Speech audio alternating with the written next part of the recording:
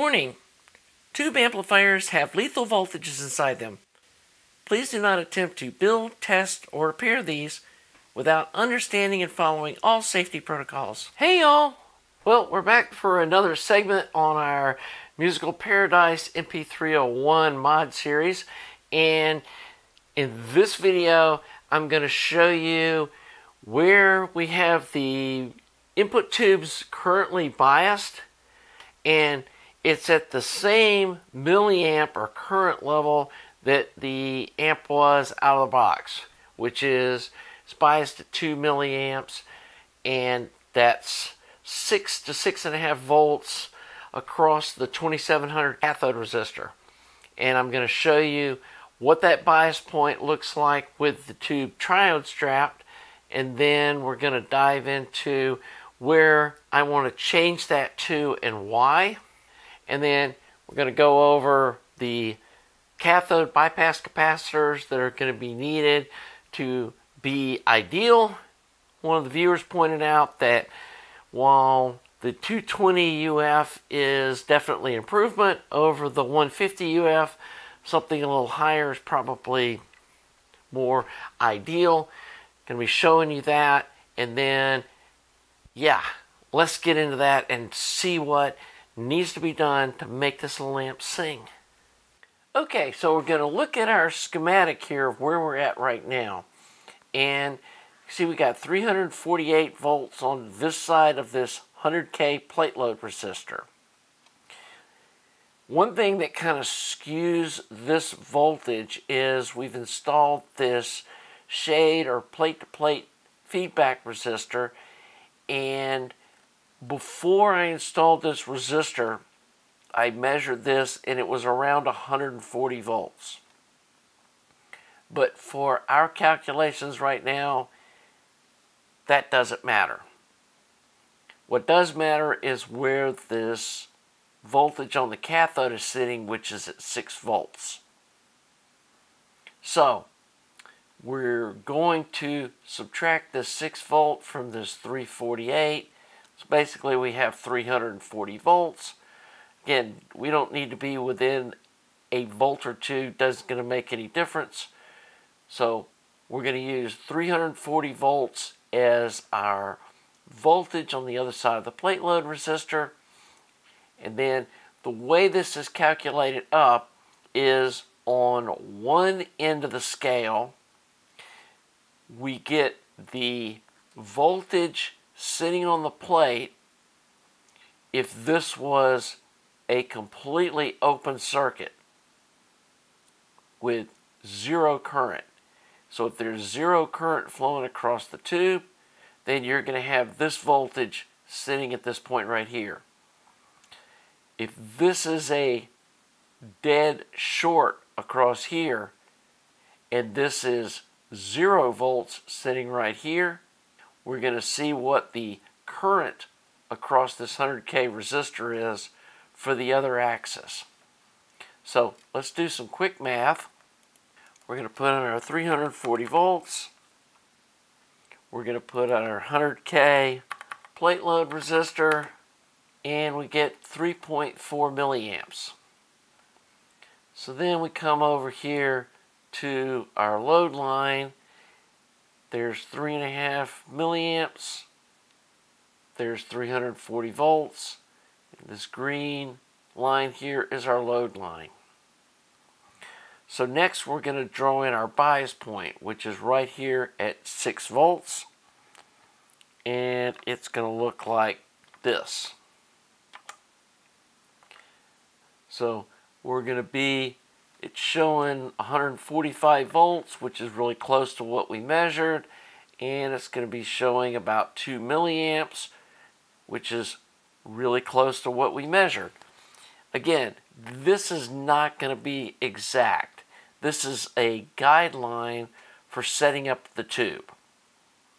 So then the next thing we want to do is we're going to assume we have 4 volts peak-to-peak signal, which is approximately 1.4 volts RMS. And most modern sources are 2 volts RMS, so I think that's a safe bet that we can get that sort of input signal into this amp. So that would mean that we got 2 volts one way on the grid, 2 volts on the other. So we're going to draw the 2 lines coming from the 4 volts on the grid and the 8 volts on the grid. And that's going to look like this. Okay, the main thing to look at is the difference between the bias point and the top of the swing and the bottom of the swing. And you can see here, this is not linear. The distance between the upswing and the downswing is not the same. We have a lot more voltage drop on the downswing than we have voltage gain on the upswing. The other thing that we're running into is this load line across here is getting into the part of the curves where they're turning, or into the heel of the curve. And where we really want the load line is to be up here in the part of the curve that's straighter. One of the problems when you get down here really low in this curve, especially if you get down here, like if it was super low in this curve line, you get in this weird area here where very slight differences in one tube to the next makes a huge difference in what the amp sounds like. And that's not something that we want. It's okay to have a little bit of tube rolling kind of sound change, but you don't want it where 2 tubes of the same brand and type sound different just because they're matched a little differently. So we want to bias the tube in a better place, and I'm going to show you where we're going with this. And I'm planning on changing the bias to a plate load resistor that I've used in the past with this type of tube. And that's a 33K plate load resistor. So we're going to calculate that up, and we've got just over 10 milliamps of current, assuming the tube is shorted and there's 0 volts on the plate.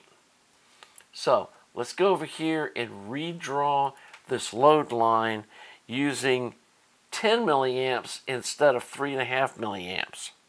So we're going to go just above 10 milliamps, and then we're going to go over here again, and we end up with a load line that looks like this. You can see now that this load line is crossing these grid curves in an area where they're less curved and they're more straight. That's a good thing. So we never want to go below 0 volts on the grid. We don't want to go into driving the grid positive, because then you get into grid current, and that's just not a good place to be. So I'm seeing on this line here that this region right in here looks very even spacing between these grid curve lines. So I want to draw our bias point here at 4 volts. And we're going to end up with the tube biased right around 6 milliamps. And we're going to have a very similar voltage on the plate that we had before, maybe about 5 volts lower. But that's fine. So the next thing we want to do is draw the intersection of this line with the grid voltage 2 volts on each side of this line. So we're going to come in here and draw the line here at 6 volts. And then we're going to come in here and draw the line at 2 volts.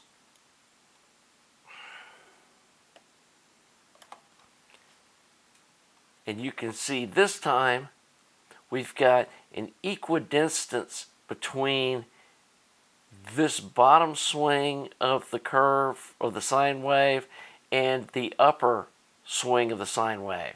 So we've got 5, 10, 15, 20, 25, 30 volts on the upswing and 5, 10, 15, 20, 25, 30 volts on the downswing.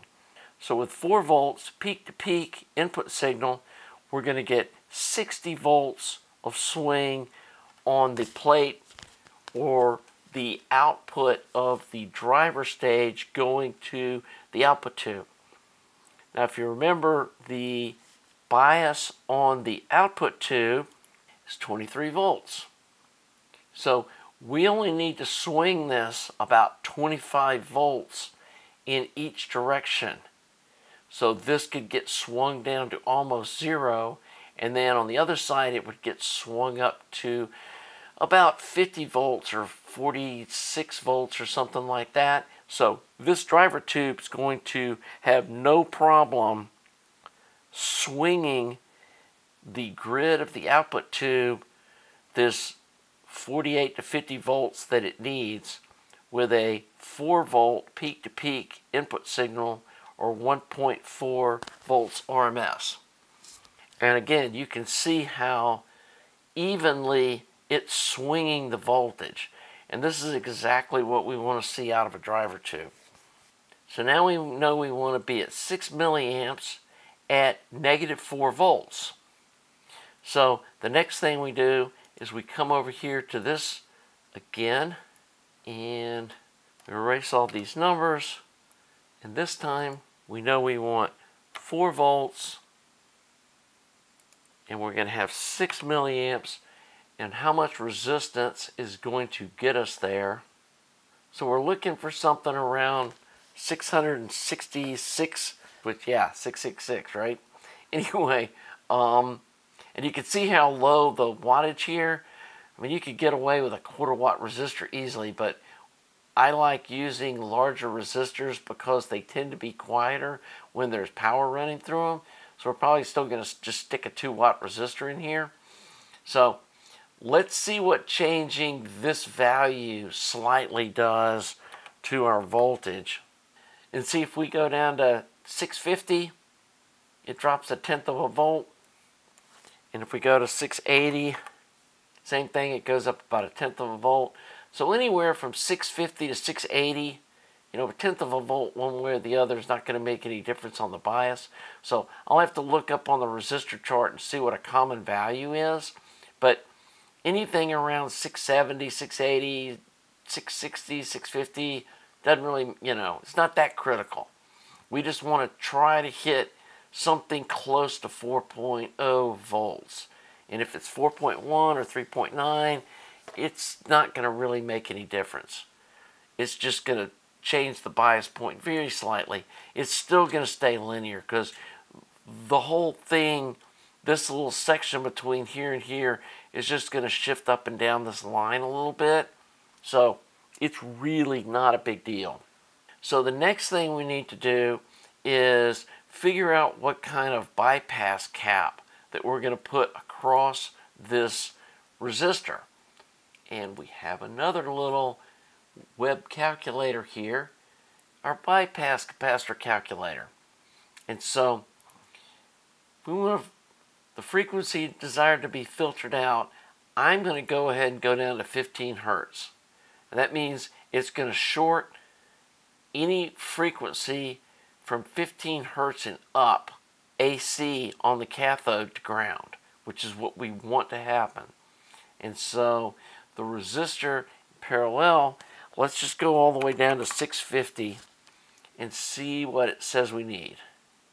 And it's telling us we need at least 164 UF. So we want to make sure that we have like a little bit of fudge room here. So we're going to go ahead and put a 220 UF cap across the front end resistor.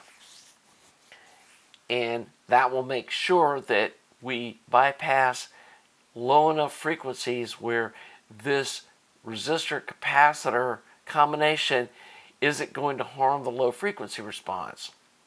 So while we're on this page calculating this stuff, let's go ahead and double check what the output tube resistor needs to effectively bypass that resistor. And you can see we need a 354 is what it's saying.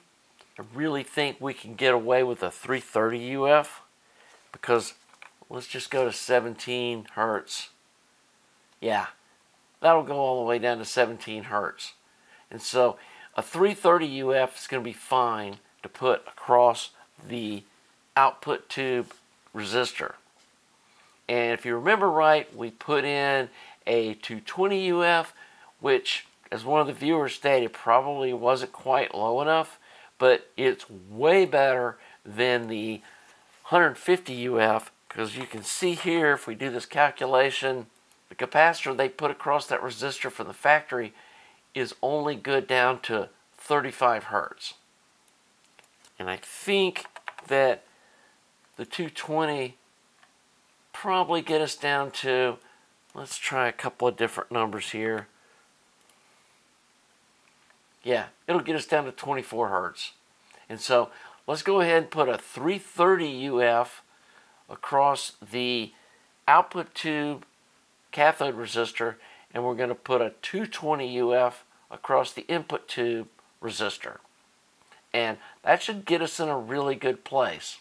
And I know this is a little confusing, but the key thing to remember here is we want to get the tube biased up in a place where A, it's not operating down here in the heel of these curves, where they, curve under like this. We really don't want to be working the tube down in here. We want to get it up here where the lines are straighter. And then we want to find a bias point along this load line where when we swing the grid voltage on the input tube, the voltage swing on the plate is also linear to the starting point or the bias point.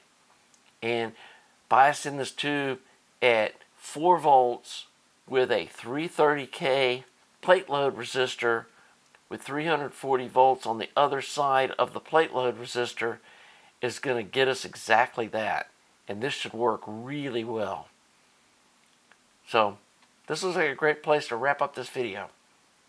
I know this video was a little more technical, but people have been asking about, load lines and how they work. And I wanted to show y'all in real time how those are used to try to find what's an ideal, or at least a good guess at what a good bias point is, and how load lines are used, and how we pick a plate load resistor and cathode resistors and all that kind of stuff.